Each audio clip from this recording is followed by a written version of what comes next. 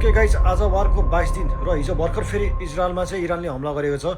इजरायलको Dimona भन्ने ठाउँमा चाहिँ इरानले न्युक्लियर फेसिलिटीलाई टार्गेट गरेर हानेको थियो र रिपोर्ट्सको अनुसार चाहिँ 1-2 दिन अगाडि इजरायलले इरानको न्युक्लियर फेसिलिटी अथवा न्युक्लियर युरेनियम एनरिचमेन्टमा चाहिँ टार्गेट गरेर हानेको थियो र त्यसैको जवाफी हमला भनेर चाहिँ इरानले फर्काएको भनेर रिपोर्ट्सहरू बाहिर आएको छ। हिजो अस्ति इजरायलले चाहिँ संसारको सबैभन्दा ठुलो इरानको चाहिँ तेल भण्डारमा हाने पछाडि चाहिँ अहिले इरानले चाहिँ रेगुलर बेसिसमा हमला धेरै नै उग्र रूपले फर्कन थालेको छ र इजरायलको नर्थर्न र साउथर्न इजरायलमा चाहिँ अहिले भएको पुरानो ओल्ड जेरुसलम सिटीमा पनि इरानले हानेको मिसाइल्सहरूको रिपोर्ट चाहिँ अहिले डेली बेसिसमा आइरहेको छ। उसो त इरानमा पनि इजरायलले डेली बेसिसमा हान्न चाहिँ छोडेको छैन। लेबनानमा रिपोर्ट गरिरहेको रिपोर्टरलाई धरि बाँकी राखेको छैन। अब यी बुढी आमाको भाग्य पनि कस्तो, आँखा अगाडि नै बम खस्छ र बम खसे पछाडि उहाँले चाहिँ या अल्लाह भनेर चाहिँ आफ्नो प्रार्थना गर्नुहुन्छ र प्रार्थना गर्दा गर्दै सेकेन्ड बम पनि त्यही आँखा अगाडि खस्छ। त्यस पछाडि चाहिँ बुढी आमालाई के भयो भन्ने कुराहरू रिपोर्टमा अहिले केही पनि बाहिर खुलाएको छैन। यो रसियाको लागि रिपोर्ट गर्ने यो रिपोर्टरको भाग्य पनि हेर्नु न, लाइभ रिपोर्टर गरिरहेको हुन्छ लेबनानमा, इजरायलले ठ्याक्कै रिपोर्ट गरिरहेको ठाउँमै बम हान्छ लाइभ रेकर्डिङ ब्रोडकास्टमा।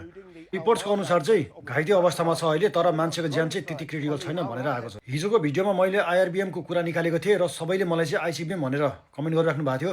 ठिकै छ, थाहा नहुन पाउँछ र सबैले थाहा हुन जरुरी पनि छैन, म भनिदिइहाल्छु है त। आइआरबिएम भनेको चाहिँ इन्टरमिडिएट रेन्ज ब्यालिस्टिक मिसाइल हो, जुन चाहिँ 3000बाट 5500 किलोमिटर, जस्तै कि नजिकको देशहरू इन्डिया अथवा चाइना, बुझ्नलाई सजिलो है।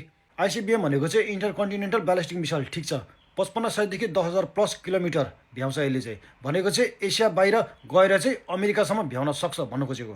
नेक्स्ट अपडेटमा म युएसको F-35 फाइटर र F-16 फाइटर जेटलाई चाहिँ इरानले झारेको भन्ने विषयमा चाहिँ म तपाईँलाई अपडेट गराउने छु। मसँग जोडेर बस्नु होला र मलाई नगरेकोले फलो गर्नु होला।